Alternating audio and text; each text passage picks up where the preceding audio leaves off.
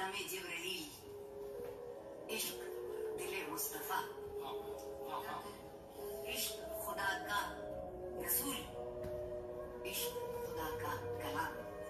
ये पत्थर और ईंटों की बात नहीं है। हम में से बहुत से काबे को जब देखते हैं तो सिर्फ एक चौकोर देखते हैं। हमने कभी उसे बगैर इंतहा के नहीं देखा।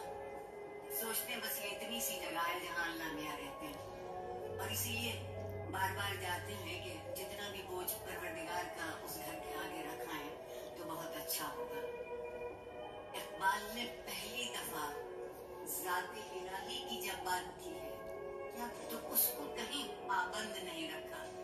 वो मेरे दिल में भी बेइंतहा है, मेरी नजर के सामने भी बेइंतहा है, और अगर सोचना शुरू करूं तो फिर इंतहा